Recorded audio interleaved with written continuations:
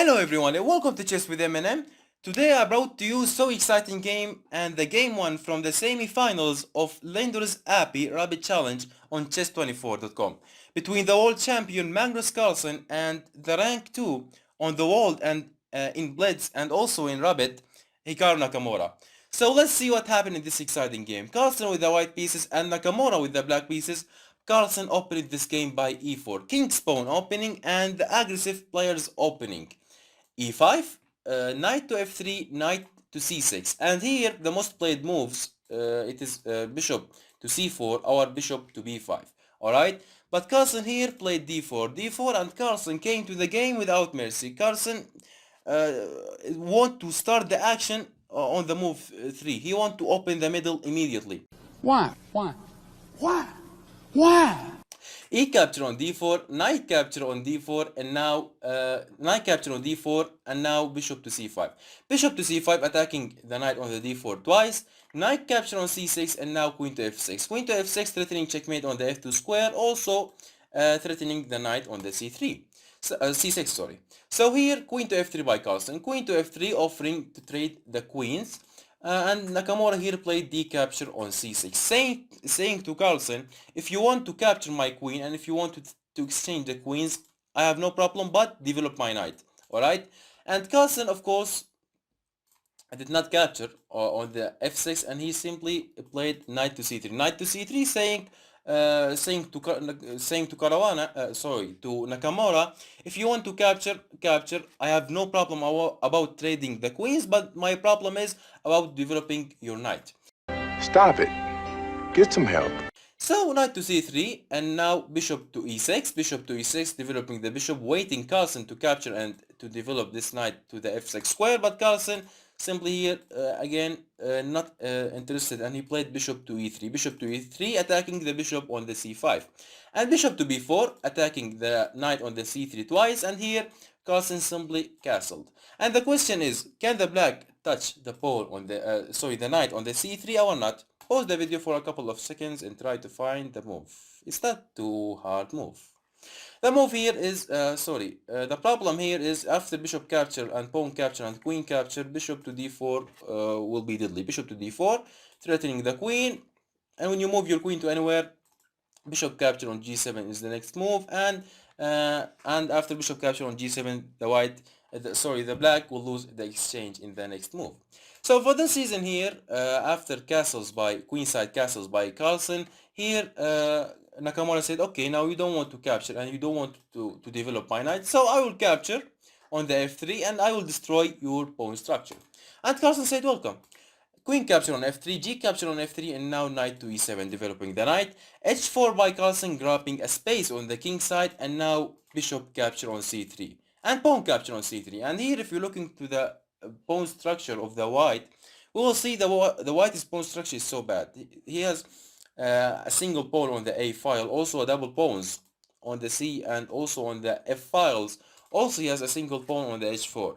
But the advantage with the white has here in this moment, it is the bishop pair advantage. So let's see, is that enough or not? Here, after b capture on c3, rook to d8 by Nakamura, let's trade the rooks, and Carlsen said welcome. Rook capture on d8, king capture on d8, and now h5 by Carlsen. h5 grabbing more space on the king side. After h5 here, Nakamura played f5. And here, the question is why Nakamura did not capture on the a2, because capturing on a2 is not possible because there's this tricky move, and it is c4.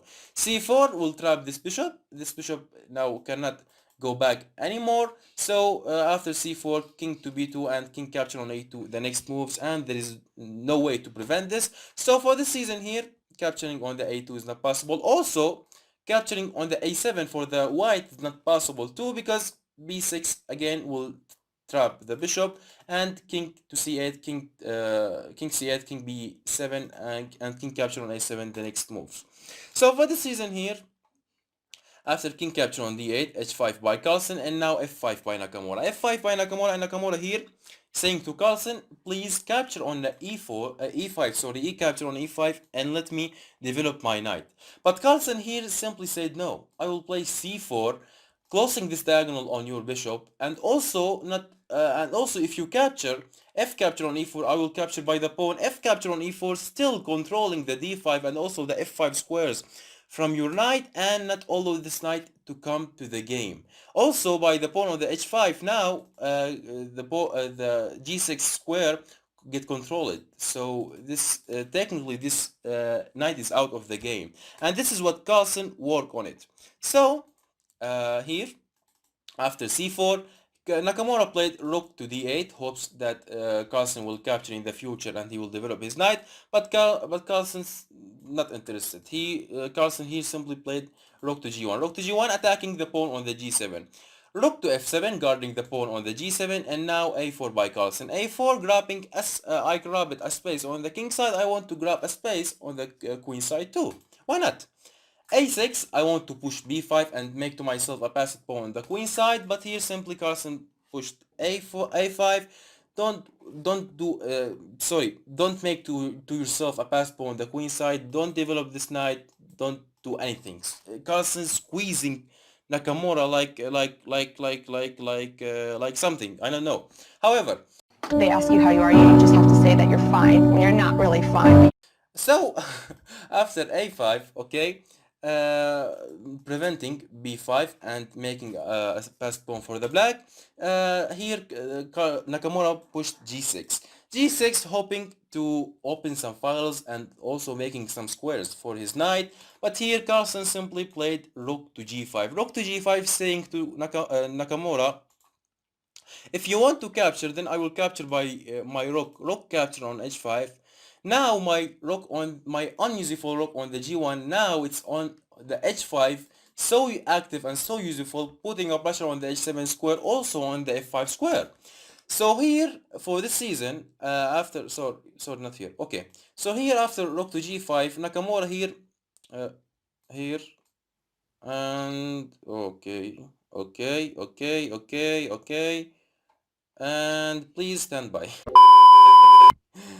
Okay, here after rook to g5, Nakamura played rook to f6. Rook to f6, rook to f6 by Nakamura, h capture on g6, and now rook capture on g6, and now c5 by Carlsen. c5 preventing b5, also grabbing more space on the queen side. Also saying to Nakamura, I'm not interested about capturing and developing your pieces, our connecting your pawns, alright? No, I will play c5, I will grab more space on the queen side, and if you capture, I will capture by the bishop, developing my bishop and also pinning your knight, okay? So here after c5, king to e8 by Nakamura, bishop to d3, and now rook capture on g5 by Nakamura. Bishop capture on g5, and here Nakamura played h5, and he want to make to himself a passed pawn on the h file.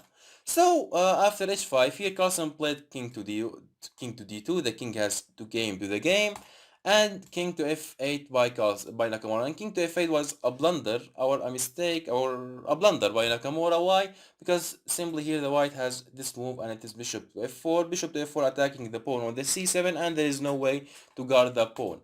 But unfortunately, Carlsen missed that idea, the bishop f4 idea, and he played king to e3. And of course, why he missed this idea? Because this is a Rabid game, okay? This online Rabid game on chess24.com, and if this show you something, this thing show you that even the grandmasters and also even the world champions making a blunders and also missing moves, okay?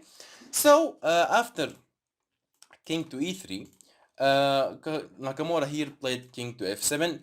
Bishop to f4 is still a strong move, but again Carlsen missed that move and he played bishop capture on e7. King capture on e7, and now e5 by Carlsen.